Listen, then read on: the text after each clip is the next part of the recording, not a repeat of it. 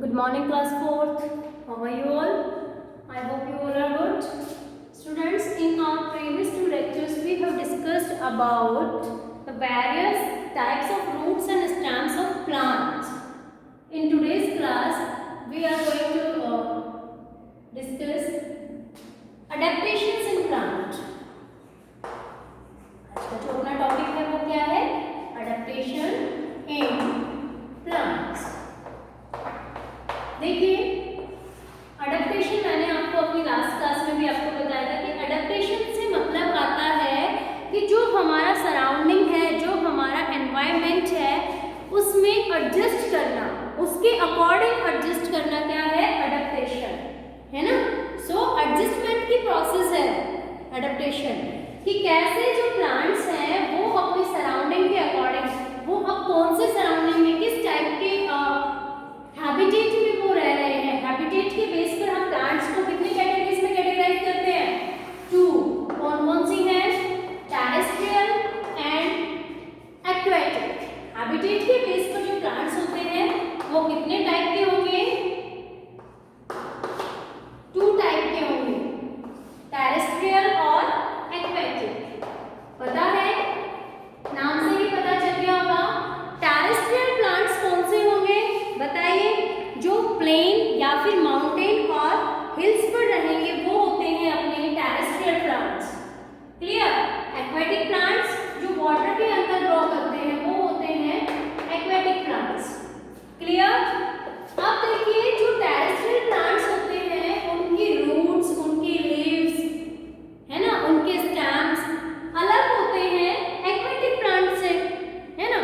क्योंकि देखो, aquatic plants को ग्रो करना है वाटर में, तो उनका जो सराउंडिंग है, उनका जो एनवायरनमेंट है वो वाटर है, तो उन्होंने अपने आप को एडजस्ट किया हुआ है, मॉडिफाई किया हुआ है अपने वेरियस पार्ट्स को according to their surrounding water. उनका जो वाटर का सराउंडिंग है उसके अकॉर्डिंग उन्होंने अपने जो पार्ट्स हैं उनके प्लांट्स के, उनको चेंज किया हुआ है।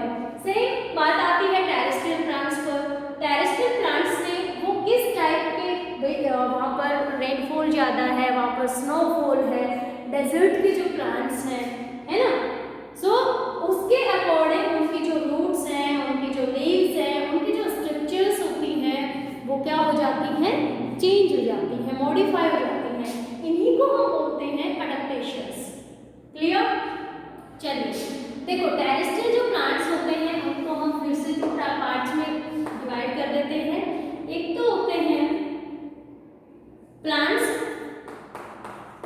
On mountains. माउंटेन्स पर जो प्लांट और हिल्स है ना, और दूसरी कैटेगरी आती है प्लांट्स इन डेजर्ट। जो डेजर्ट एरिया के प्लांट होते हैं जहाँ पर वाटर की डेफिशिएंसी होती है, वाटर स्कैटी रेनफॉल होता है, जहाँ पर डेजर्ट एरिया में वहाँ के जो प्लांट्स होते हैं उनमें, इन दोनों जो टेरेस्ट्रियल में भी 2 कैटेगरी हमने कैटेगराइज कर दी, इन दोनों के जो प्लांट्स होंगे उनमें भी डिफरेंस होता है। और कैसे, क्या क्या डिफरेंसेस होते हैं उनकी हम बात करेंगे। पहले एक बार हम जो इनके जो लैंडफॉर्म्स हैं उनकी हम बात कर लें। एक्वेटिक प्लांट्स जो होते हैं उनको हम 3 कैटेगरीज में कैटेगराइज करते हैं। कौन कौन से? एक आता है फ्री फ्लोटिंग। फर्स्ट कैटेगरी आती है फ्री फ्लोटिंग प्लांट्स। क्या होंगे अभी बात करेंगे, एग्जांपल्स की हम बात करेंगे, पहले नाम देख लेते हैं। फर्स्ट है फ्री फ्लोटिंग, सेकंड आते हैं फिक्स प्लांट, और थर्ड आते हैं सबमर्ज्ड।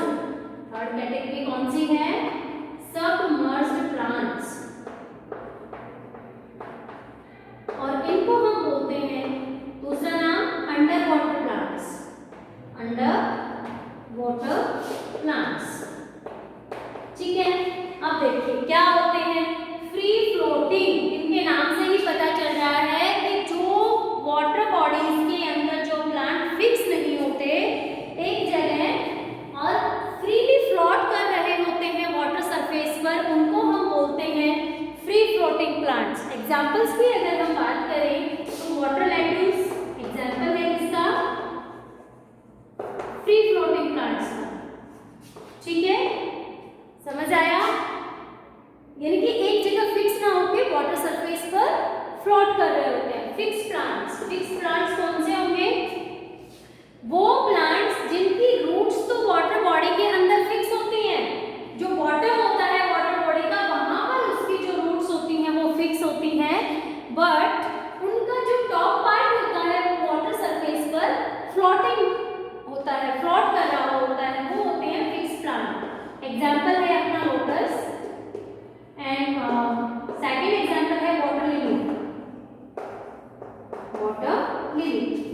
क्लियर?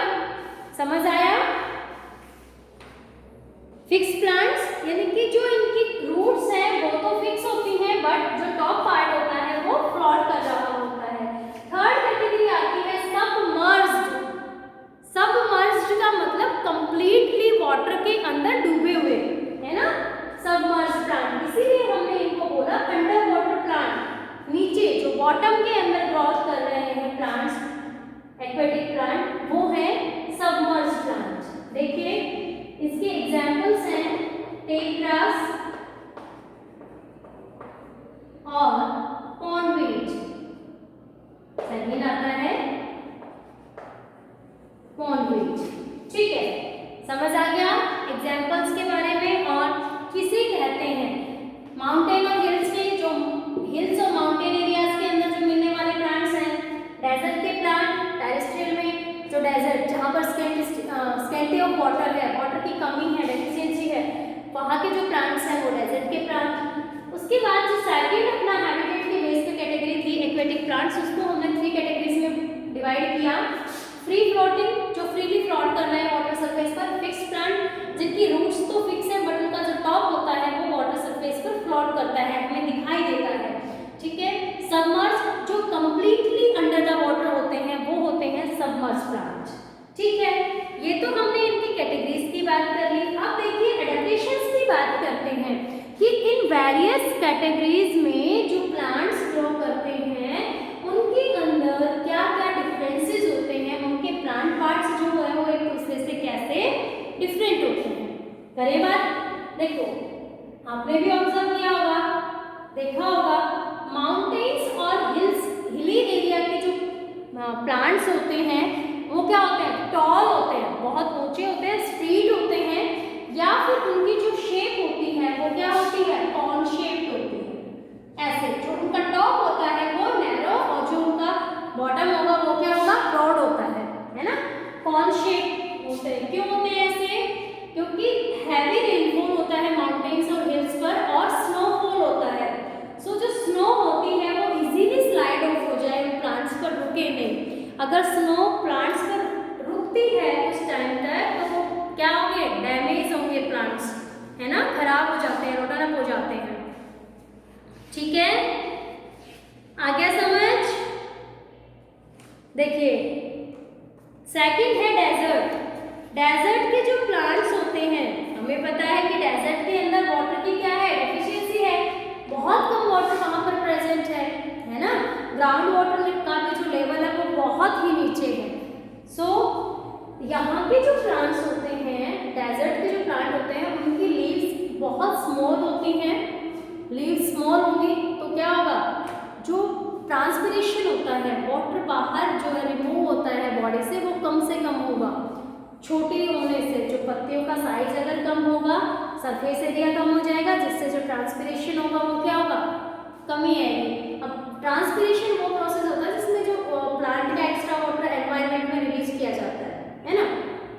अब अगर प्लांट की बॉडी के अंदर जो वाटर है उस टाइम एक्स्ट्रा भी है या नहीं है, सो सरफेस एरिया कम होने से लीव्स का वो ट्रांसपिरेट नहीं होगा, रेट ऑफ ट्रांसपिरेशन कम हो जाएगी, है ना, जिससे वो कम पानी में भी सर्वाइव कर सकेंगे। दूसरा, इनकी जो रूट्स होती हैं जनरली टैप रूट्स होती हैं, पढ़ा था हमने स्टार्टिंग में ही रूट्स के type, fibrous roots and tap roots. जो टैप रूट्स होती हैं वो बहुत गहराई तक ग्राउंड के अंदर बहुत डेप्थ तक होती हैं। ऐसा क्यों, गहराई तक क्यों होती हैं इनकी रूट्स? ताकि जो नीचे है ना डेप्थ में जो ग्राउंड वाटर है उसको वो इजीली से एब्जॉर्ब कर सके प्लांट की ग्रोथ के लिए। क्लियर? आ गया समझ? अब देखिए, और इनके जो स्टेम्स हैं, जनरली कैक्टस, डेजर्ट प्लांट की हम बात करते हैं कि कैक्टस हमारे माइंड में आता है। सो जो कैक्टस प्लांट है, हम उसके स्ट्रक्चर्स की अगर बात करें तो कुछ इस टाइप की स्ट्रक्चर हमें देखने को मिलती है ना, बिल्कुल एकदम फ्लैसी पार्ट होता है ये, है ना, और इसके ऊपर क्या होते हैं, स्पाइक्स होते हैं, कांटे लगे हुए होते हैं ना इसके ऊपर, है ना। अब देखो आप इसकी जो लीव्स, ये जो कांटे जो होते हैं ये क्या है, इसकी लीव्स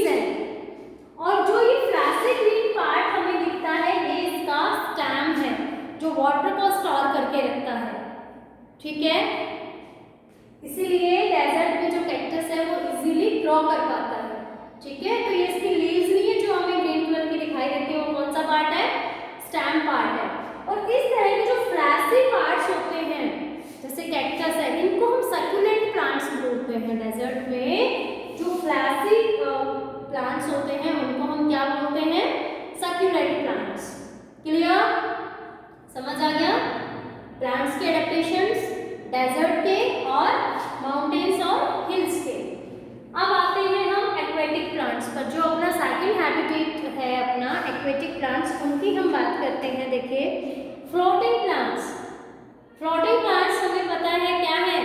फ्रीली फ्लो कर रहे हैं वाटर के ऊपर। सो इनका जो स्पंज होता है वो क्या होता है? इनका जो स्टेम होता है बहुत लाइट वेटेड होता है और स्पंजी होता है ना? लाइट वेटेड है और स्पंजी है, तभी तो ये वाटर की सरफेस पर फ्लोट कर पाते हैं। क्लियर? सेकंड है फिक्स्ड प्लांट्स। देखे हैं हमने, लोटस को देखा है।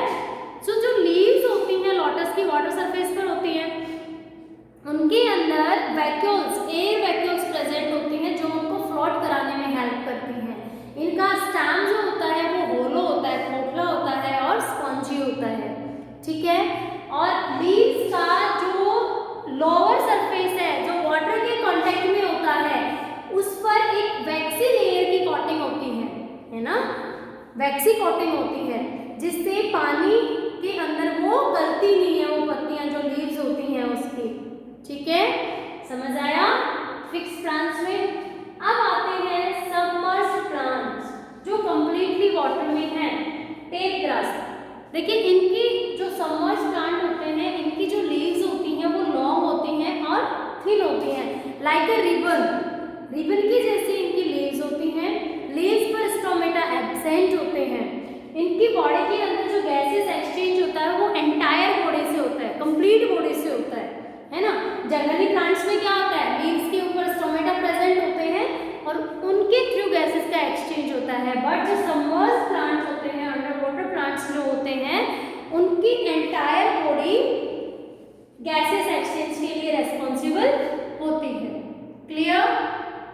समझ आ गया मेरे एडेप्टेशंस कि कैसे अलग अलग हैबिटेट के प्लांट्स अपने आप को मॉडिफाई करके रखते हैं उस हैबिटेट में सर्वाइव करने के लिए, उस हैबिटेट में ग्रो करने के लिए। क्लियर? अब देखिए, छोटा सा लास्ट पॉइंट अपने इस चैप्टर का आता है, द चिपको मूवमेंट। क्या है? The Chipko movement. क्या था चिपको मूवमेंट? देखो, 70s में, 1970s में जो गढ़वाल रीजन था, आज जो अपना उत्तराखंड स्टेट है, वहां पर ये जो मूवमेंट है सुंदरलाल बहुगुणा के उसमें लीडरशिप में स्टार्ट हुआ था। एक्चुअल में क्या था? चिपको। चिपको वर्ड देखो, इसका है हिंदी वर्ड है ना चिपको, इसका मतलब होता है टू हग। क्या करना? ऐसे पकड़ना, चिपकना, है ना? To hug. या फिर सेकंड जो मीनिंग हो सकता है इसका, वो क्या हो सकता है? बताइए। To stick to. चिपकने से मतलब क्या है? टू स्टिक टू, किसी चीज को कसकर पकड़ना, है ना? ये चलाया था अगेंस्ट या ऑब्जेक्शन में जो प्लांट्स की कटिंग होती थी, जो डिफोरेस्टेशन हो रहा था, लार्ज एरिया, लार्ज स्केल पर हम प्लांट्स को कट कर रहे थे। सो जो विलेजर्स थे, जो रूरल एरिया के पीपल थे, वो प्लांट से, क्योंकि भी देखो आप ऑब्जर्व करना, जो विलेजर्स होते हैं या रूरल एरिया के अंदर प्लांट्स की इंपॉर्टेंट बहुत होती है, क्योंकि वो लोग कंप्लीटली, चाहे उनको लकड़ी चाहिए या फिर छाया चाहिए, शेल्टर चाहिए, उनको वो डिपेंड होते हैं मैक्सिमम प्लांट्स पर। और 70s में तो और भी, आज तो फिर भी डेवलप हो गए हैं, है ना?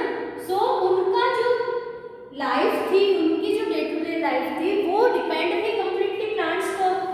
और जो काटने आ रहे थे, पेड़ों को जो काटा जा रहा था, वो उनसे, उनको बचाने के लिए उनको पेड़ों को हक करके खड़े हो जाते थे। उस मूवमेंट को बोला था चिपको मूवमेंट। उसके बाद ये राजस्थान में ट्रांसफर हो गया।